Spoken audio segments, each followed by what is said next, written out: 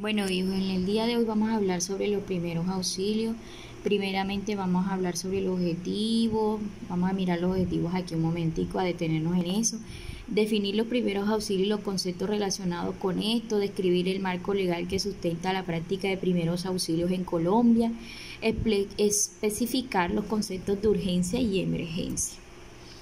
Bueno, vamos a definir qué son los primeros auxilios.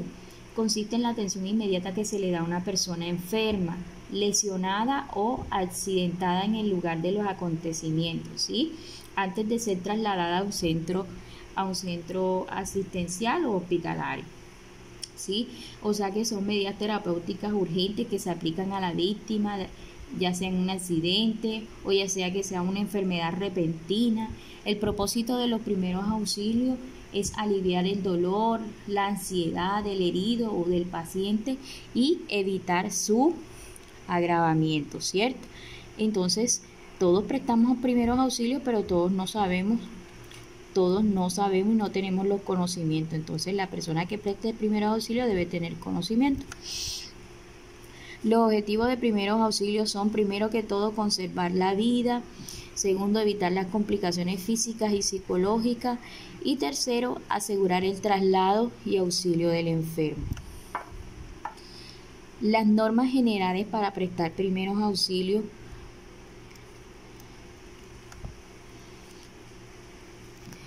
Primero que todo, actúe si está capacitado y si no, pues ayude a la persona que está capacitada, ¿cierto? Utilice los elementos adecuados para prestar primeros auxilios. Pida colaboración, ¿sí? Si no sabe cómo atender al paciente, mejor pida ayuda a quien sí lo sabe. Y ustedes saben que aquí hay personas que se aglomeran, por lo general cuando ocurre un accidente hay personas que se aglomeran ahí y nosotros debemos pedir permiso, espacio para poder actuar, ¿sí? Si sabemos lo que vamos a hacer. Entonces, mientras vamos pidiendo ayuda, ¿sí? Mientras vamos pidiendo auxilio, ayuda, llamando, porque debemos llamar, informar y solicitar ayuda especializada. La persona que sabe de primeros auxilios debe llegar inmediato al lugar, ¿sí? Y actuar mientras viene la ayuda especializada. Debemos despejar el área para prestar primeros auxilios. Entonces, esas son normas básicas que todos debemos saber. Recordemos, actúe solo si está capacitado. Utilice los elementos adecuados. Pedir colaboración, informar y solicitar ayuda especializada, despejar el área y por último,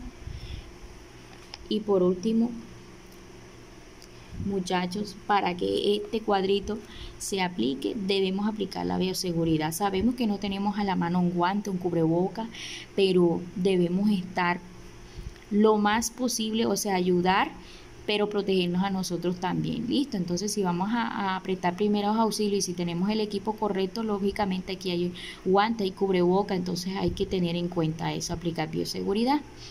Entonces, son 6 elementos indispensables para prestar primeros auxilios.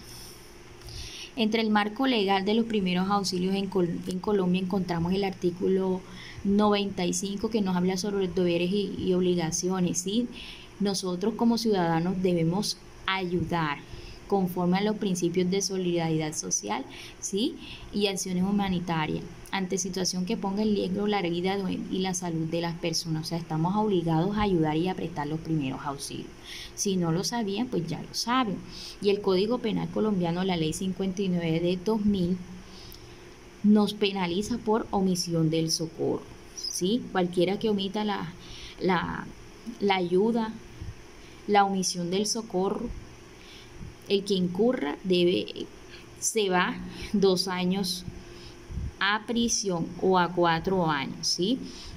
Persona que vea que otra persona necesita ayuda, no lo quiso ayudar, incurrió omisión del socorro, puede ser penalizada, ¿sí? A través del Código Penal colombiano, Ley 599 de 2000. Y por último, el acuerdo 074 de 2012 por el cual se crea el sistema distrital del primer respondiente en situaciones de urgencia y emergencia, ¿sí? O sea, que hay personas que están capacitadas para prestar primeros auxilios, ¿sí? Hay personas que están ahí esperando el llamado para prestar primeros auxilios. Entonces, las situaciones de salud que se consideran urgencias, está una diarrea, de esa que ustedes saben que cogen a uno y lo deshidrata. Dolor abdominal, fiebre sin compromiso de funciones vitales, contusiones, asma con crisis leve. Síntomas de una emergencia médica, ustedes saben que si estamos frente a un infarto, ¿sí?, a una parada cardiorrespiratoria, enseguida son situaciones de emergencia que no dan espera, que comprometen la vida. Lesión en la cabeza o la columna, mis hijos, aquí sí hay que tener mucho cuidado, porque si no sabemos prestar primeros auxilios y movilizamos a una persona que tiene lesión a nivel de columna y cervical, vamos a empeorar la situación de ese paciente. Los vómitos severos y persistentes, ingestión de una sustancia tóxica, entonces esos son síntomas de advertencia de una emergencia médica. Entonces, ¿qué diferencia hay entre una urgencia y una emergencia? Una urgencia se presenta en aquellas situaciones en las que se precisa la atención inmediata, ¿sí? Y una emergencia es una situación crítica de peligro evidente para la vida del paciente y que requiere una actuación inmediata. Entonces, si tenemos estas imágenes, nos damos cuenta. ¿Será que nosotros distinguimos qué es una urgencia aquí y qué es una emergencia?